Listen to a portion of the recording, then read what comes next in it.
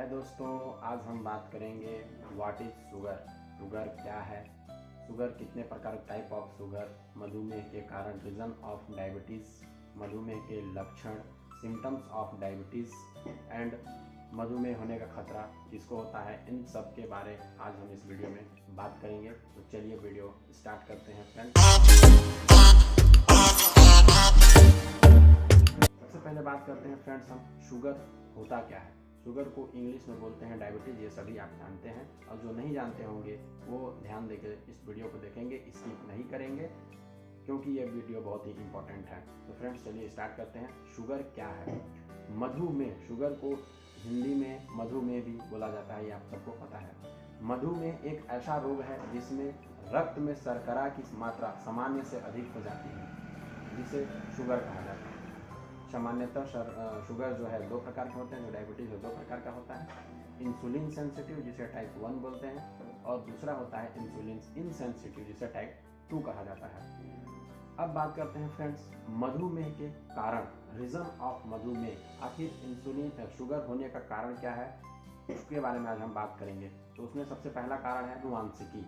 हमारे फैमिली में किसी को है, जैसे हमारे फैमिली में भाई बहन, माता पिता या जुड़वा बच्चे, इन सबों में कितना परसेंटेज होता है डायबिटीज़ होने का खतरा, उसके बारे में हम जानेंगे।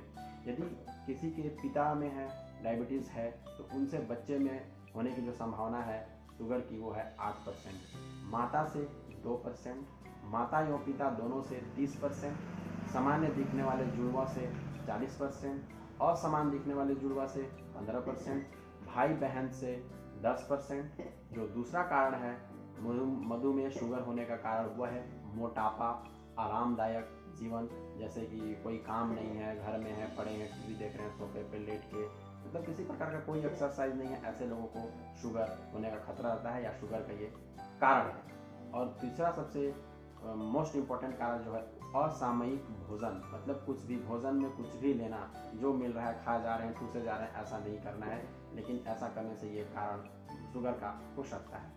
अब हम बात करेंगे अगले टॉपिक, मधुमेह के लक्षण, इसके सिम्टम्स क्या हैं, कैसे पहचानेंगे हम कि शुगर पेशेंट को कैसे शुगर है, तो इसके बारे में आइए हम लोग जानते हैं। मूत्र अधिक होना, सामान्य मात्रा से मूत्र का अधिक होना, बार बार होना, प्यास अधिक लगना, भूख का अधिक लगना, नज़र का धुंधला दिखना, अच्छे से दिखना नहीं, थकान व कमजोरी महसूस होना, सिर दर्द, एकाग्रता की कमी होना, ये सब जो कारण है वो मधुमेह के लक्षण को की ओर हमें ले जाते हैं। यदि ऐसा किसी मरीज में दिखता है तो हो सकता है कि उसको शुगर हो।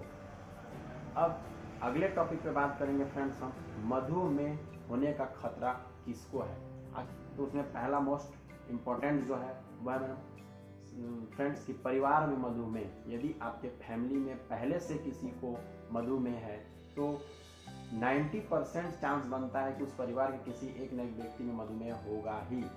तो परिवार में मधुमेह, मोटापा, यदि आप आवश्यकता से अधिक फैटी हैं, फैट डिपॉजिट है, कोलेस्ट्रॉल लेवल बढ़ा हुआ है, चर्बी डिपॉजिट है, तो वो भी शुगर का कारण हो सकता है।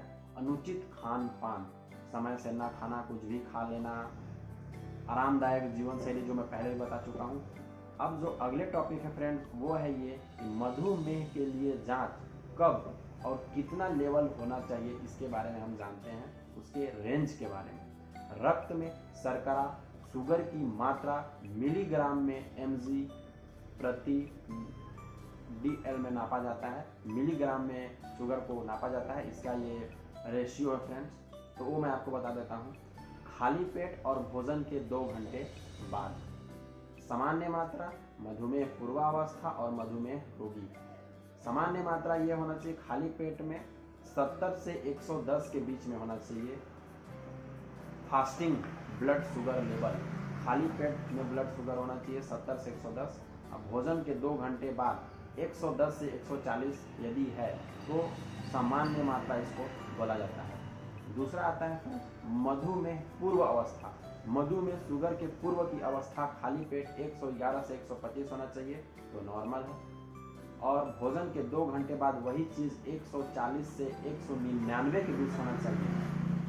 तीसरा आता है मधुमेह रोगी। अब मधुमेह रोगी किसको बोला जाए, हमको डायग्नोस कैसे करेंगे पूरी तरीके से, ये मधुमेह शुगर का पेशेंट है तो उसमें आइए जानते हैं। खाली पेट जिसका ब्लड शुगर लेवल 126 से ज़्यादा रहता है तो वो शुगर पेशेंट है खाली पेट। और भोजन के 2 घंटे बाद 200 से ज़्यादा यदि है तो भी वो शुगर पेशेंट है। अब दोस्त हम बात करेंगे फ्रेंड्स मधुमेह के कारण शरीर के अंगों में होने वाले रोग के बारे में। मधुमेह के कारण शरीर के अंगों में होने वाले, मधुमेह से शरीर का कौन कौन सा इफेक्ट होता है, उसमें क्या क्या बीमारी होती है, क्या क्या डिजीज होते हैं, उसके बारे में हम लोग अब जानेंगे एक एक करके। तो सबसे पहला है दोस्त इसमें लकवा, जिसको बोलते हैं पैरालिसिस। लकवा में एक साइड किसी अंग कोई काम नहीं करता या पूरा पैरालाइज हो जाता है। लकवा अलग कई प्रकार से हो सकता है। आँखों की बीमारी, नहीं दिखना, कम दिखना, दिल हृदय की बीमारी, गुर्दों की बीमारी, खून की नाड़ियों का पतला होना, बांझपन।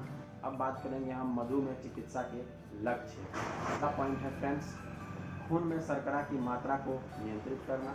दूसरा है उपद्रवों की रोकथाम, जो इलीगल चीज़ है उससे हम बचें, उसके उपयोग से बचें। नेक्स्ट पॉइंट है फ्रेंड्स चिकित्सा का क्रम। तो सबसे पहले रोग संबंधित जानकारी उनको देना, दूसरा भोजन संबंधित परिवर्तन, तीसरा जीवन शैली संबंधी परिवर्तन, चौथा सक्रिय व्यायाम, बिहार, घूमना फिरना, चौथा है दवाई या जिसको बोला जाता है औषधि। उसके बाद बात करते हैं फ्रेंड्स हम जानकारी परामर्श।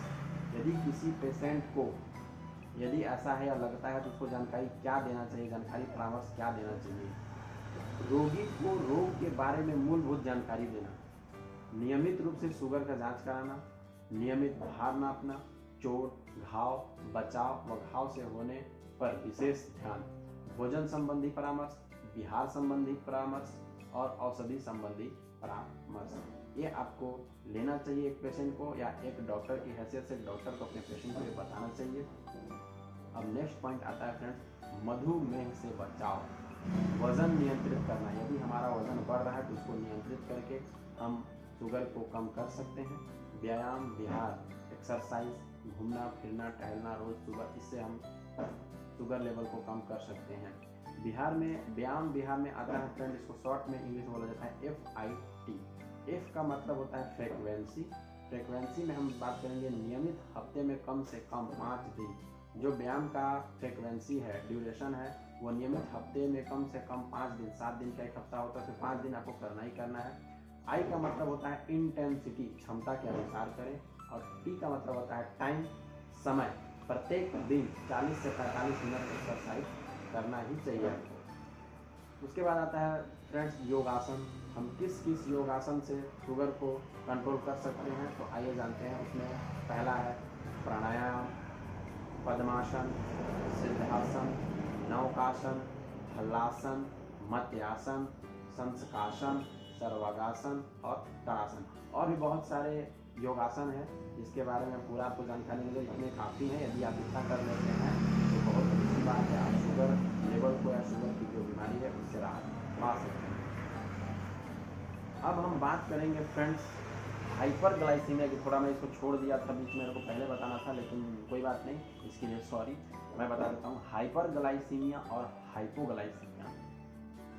शुगर का जो नॉर्मल रेंज है मधु सामान्य मात्रा में 70 से 110 और 110 से 140, नॉर्मल रेंज से शुगर का अत्यधिक बढ़ जाना, हाई ब्लड ग्लूकोज की जो परेशानी तब उत्पन्न होती है जब शरीर या तो पर्याप्त मात्रा में इंसुलिन बना नहीं पाता या फिर उसका इस्तेमाल नहीं कर पाता है। बता दें कि इंसुलिन एक हार्मोन है जो ब्लड ग्लूकोज को रेगुलेट करता है और उसे सेल्स तक पहुंचाता है जहां ग्लूकोज एनर्जी में कन्वर्ट हो जाती है।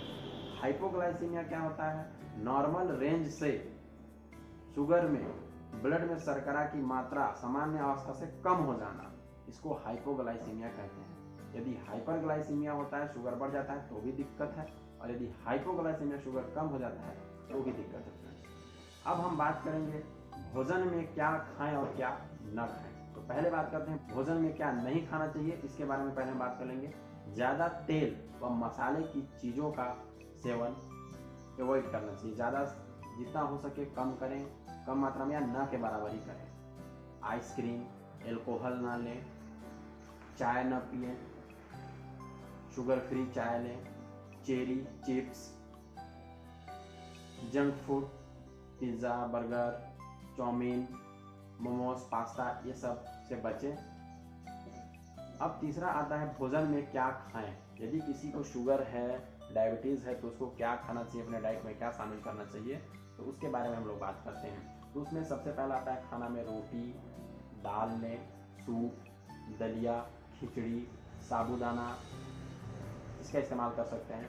और ड्रिंक में आप ले सकते हैं मेथी जूस, आंवला जूस, तुलसी पत्ता, धनिया, जामुन, ये सब का इस्तेमाल कर सकते हैं। अब बात करते हैं फ्रेंड्स मधुमेह में प्रयुक्त घरेलू औषधि।